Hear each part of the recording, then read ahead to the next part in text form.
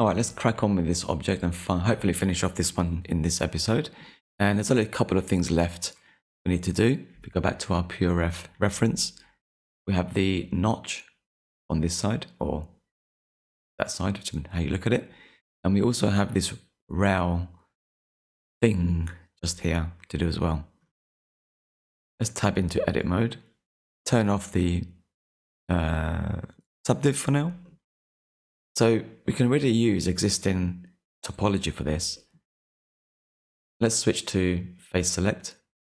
So we want to select faces from, there's our row there. So we can select up to 2 in that corner. So 2 on that side and 2 on this side. Let's select these guys. Just hold down Control and click over here. Essentially, this is the part we need to extrude out and hopefully make that shape. What I'm going to do first is press the I key to create an inset. And you'll notice the insert is going directly as it should, but I want it to be at the edge. These edges here, I want to be at the bottom of this edge here, where it clips with the mirror modifier, if I could say that. And to do that, you can just select boundary, or unselect boundary in this case. I don't know why it does it like that, but there you go. So now we created an insert, and it's bound to the boundary of the object, essentially. That's quite nice there. So with that done, I'm going to press E to extrude. And I'm going to extrude that on the Y, which it already is by default. I'm going to flatten these on the Y axis. So I'm going to press S for scale, Y, 0, enter. Excuse me. And with that done, we can bring that in now. We can't bring it in all the way because you can see there, it kind of starts to overlap with the existing geometry there. That's not going to work for us. So let's bring it out again. And then we can just scale these down in the front view. I'm going to scale these in the X axis a little bit like that, just so we've got a bit more space either side to work with, like that. Now we can bring that into play with that vertex there by snapping it to there. Now we have this edge rail extruded out. Okay, so I'm going to now switch to edge selection mode. And let's select this edge here, hold down Control and select the other one on the other side there. And with that selected, I'm going to press Control B to bevel. And I'm going to bring that out so we have a support loop either side of that edge. Something like that. Now, by doing that, we've created this area here. So we're going to merge this vertex to that one there. So this one first, that one second. Press M, merge at last. Do the same on the other side. So select this one first, that one second, and M, merge at last. We need to add a support loop on the inside of this whole component there. Control R, let's add a loop cut into here. Now we don't want it to be quite this weird looking. Let's press E for even, and it will be even to this edge, which is the side that touches the side of the other component. That makes any sense whatsoever. Let's click that about there. Good news, everybody. I think I've cracked it. So let's turn off the subdiv modifier. This is what I had to do to get this to work in a better way. We needed another loop cut in here, like in this region here, this way, to connect. Oops, to connect to this point here. That's exactly what I did on this side. I'm going to replicate that on the other side and show you what I did there. And the result of that is that we end up with a triangle in the top here. But that really doesn't matter because it's in a flat area. So that's absolutely fine. It's not a problem at all. So if I just switch to object mode, you can see there, it looks absolutely fine. Subdiv on. You can see a slight deviation there, but I think in retrospect, compared to this side, it's much better than this. So without further ado, let's do that. Turn off the subdiv modifier.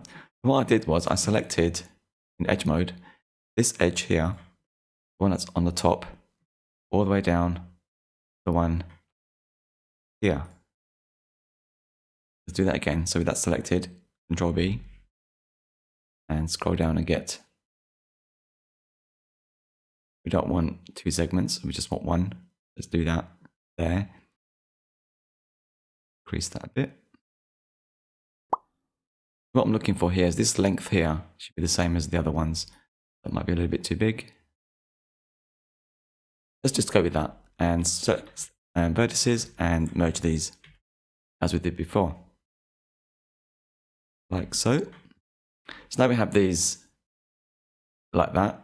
And then what I then did was we want this one to terminate with that edge here. So let's select all of these like that. Let's go up to, let's get that one as well actually, and that one, and do, not that one there. What did I do on the other side? I've forgotten again. You can see it just terminates like that, straight up. So let's do that. Right, this one should probably, let's press GG, slide that along up there. We can then bring these ones, let's go to select mode. We can slide these into these. So GG, slide it into those. Now we've got duplicate vertices of each other. Let's select all by pressing the A key, merge by distance, that's the M key, merge by distance. That would tidy that up.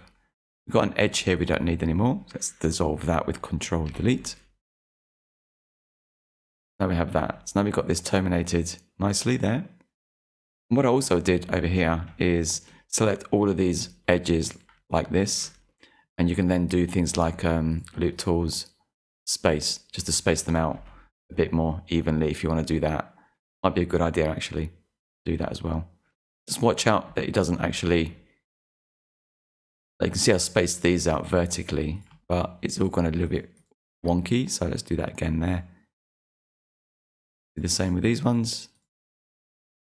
And space. That tidies that up just a touch, like that.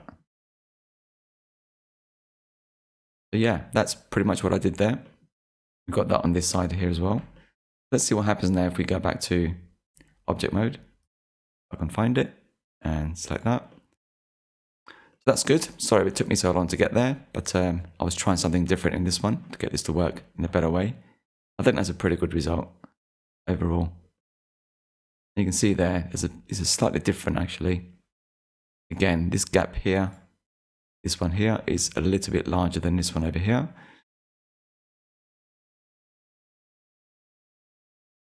Again, it's not perfect, you can see that there at that angle. But I'm happy with that. I'm going to leave it there. So the next part really is to create the groove that this little slider thing slides up and down. So you've got the groove there. But the groove doesn't have to go all the way to the edge. It just needs to be somewhere along that region there. And go to the top view. I'm going to press the I key to insert. That's effectively going to be our groove. Scale it up just a touch like that. And with those still selected, I'm going to press the I key again. That will create a support loop like that around the edge, the lip of that recess area. Now we've done that, I'm just going to drop these down essentially. But I'm thinking before I do that, you could actually select all of these edges running along here and then loop tools and space them out. Let's do the same at the top there.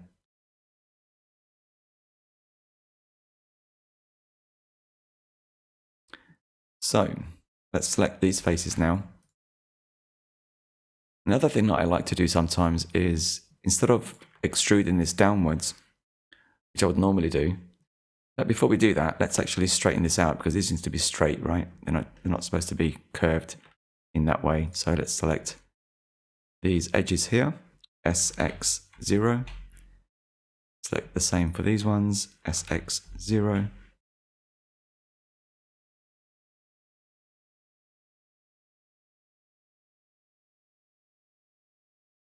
What I'm going to do is select all of these faces, hold down Control and it'll pick the last one.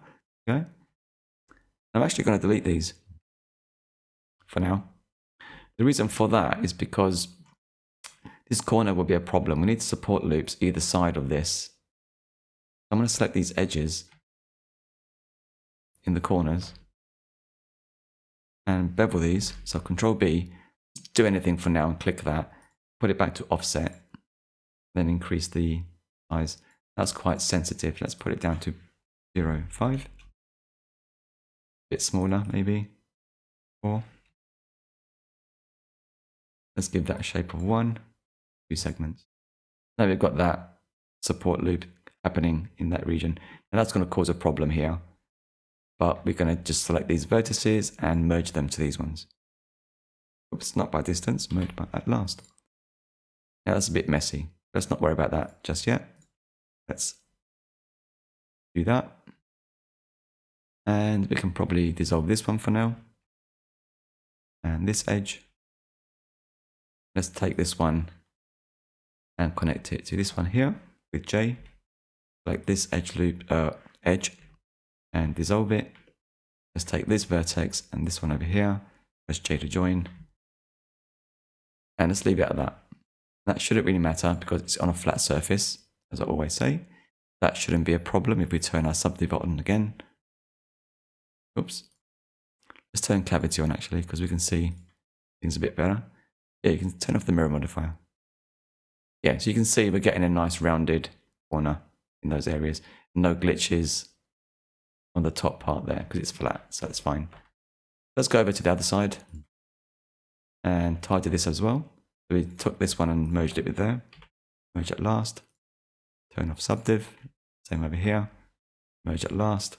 Then we took this curve, sorry, edge and edge, and dissolve them with Control Delete.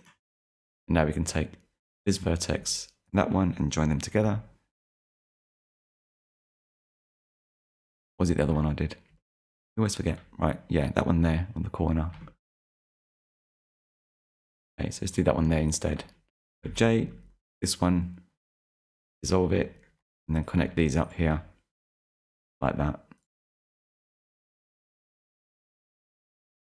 Now we do have odd there, but we've got a triangle over here. That's because we didn't dissolve this edge. Let's do that. So there we go. That should be absolutely fine. Let's alt click this edge loop. And let's E to extrude, Z to constrain it to the Z axis and bring that in as far as the groove needs to be. Leave that up to you to decide how far that should be.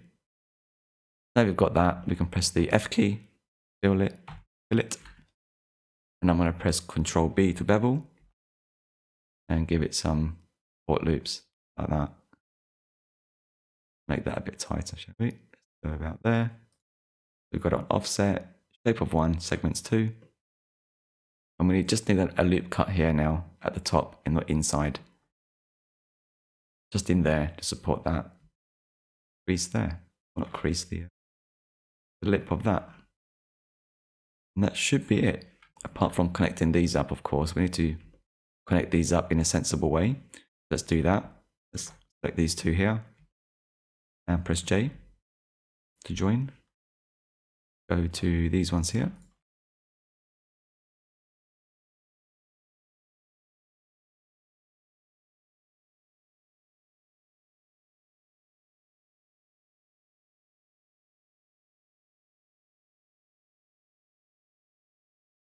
Most I'm here, I might as well tidy these up. I made a mess. We're going to snap these to that vertex there. And this way, like that. Essentially putting it into the corner, like so. There we go. Nice and easy. Do the same on this side. Let's bring that into focus.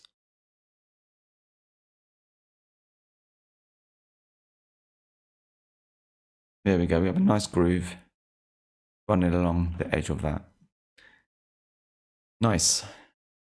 It's looking good. Now, finally, again, because we extruded and things, we need to check our face orientation. That's looking good. No problems at all there. That's great. So what's left to do on this part? Let's have a look. We just need the notch, I believe. So I'm going to switch to this top view, turn X-ray on, and our notch is somewhere around this area. Again, take it with a pinch of salt, the reference, but we're going to make it wherever we feel it fits best. So it looks like these faces here are where we want to add it. And you can make that as wide as you want. I could just leave it like that, or make it a little bit thinner. I mean, for this purpose, I'll leave it exactly like that and make it go perhaps so deep, something like that, or there, and it'll be on this side as well. Well, this is where it gets tricky because we have all these edge loops going on. So what I initially did was delete these faces. There's probably a better way to do this. Let's turn off our subdiv modifier and mirror modifier. What I essentially did then was select these edges here, or these ones, depending on which way you want to start from. Go to selection, and I pressed extrude. Select these ones over here as well, and this one at the back. I pressed E to extrude, Z for the Z axis, then holding down Control and snap it to that one there, maybe the first edge loop. That's probably a better way to do it than all the way to the bottom. I'll do the same again, E to extrude, Z, hold down Control and snap it to there. And I'll do that a couple of more times. Like that. Now, these are all overlapping vertices, so let's select everything, merge by distance. Remember, that's the M key. Merge by distance like that. I'm going to select these three edges there. Right, let's just select these two edges, not vertices, three vertices. And I'm going to press E to extrude, X, restrict it, oops, Y, and then snap it to that one there. Like before, I'm going to select all of the vertices by pressing A and merge by distance. And it merged three vertices. So 1, 2, and 3, which is good. Add a loop cut here. We could do that here. And that will work fine. Do the same on the other side. Let's try this. So something like that. And we also need a loop cut this way as well. We also need one here and on this side.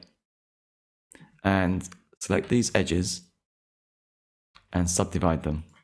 Now we've got a cut there.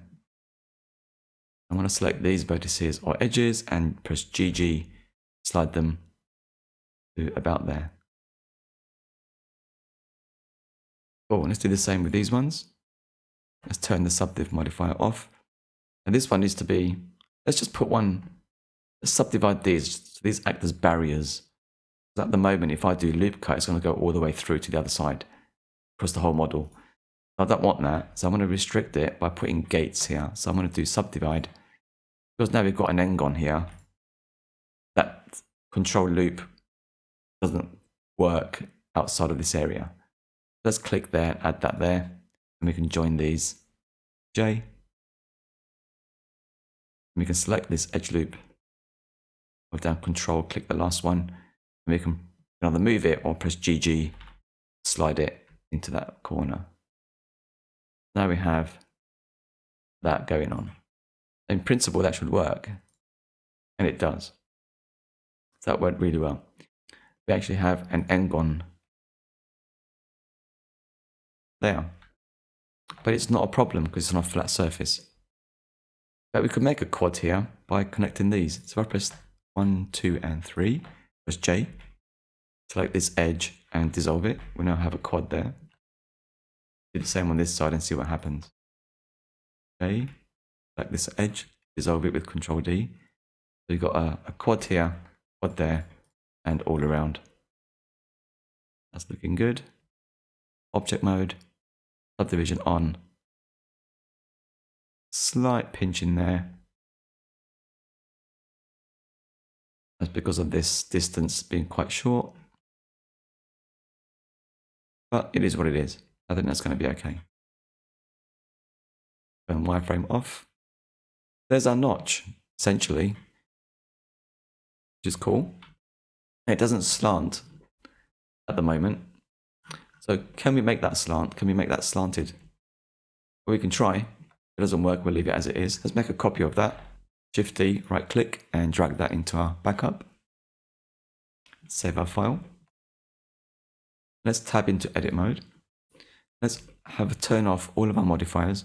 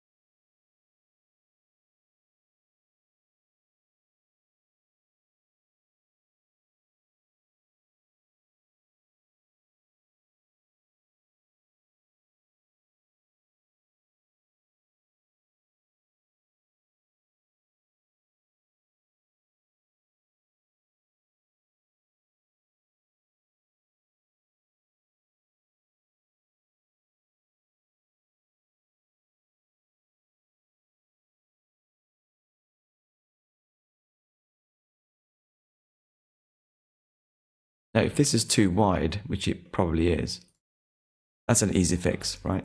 Go to the top view, and let's go to wireframe. Now we could just select all of these and just move them down. Go back to medium point, turn proportional editing off, really important, and bring these down like that. Now we've got a narrower notch. Just like that. Ta-da! Isn't that wonderful? We have a look at our face orientation. Face normals. Yep, they look good. So with that, I'll catch you in the next episode. Thank you so much for watching. If you enjoy my content, a like and subscribe would be greatly appreciated. And I'll see you very soon. Bye for now.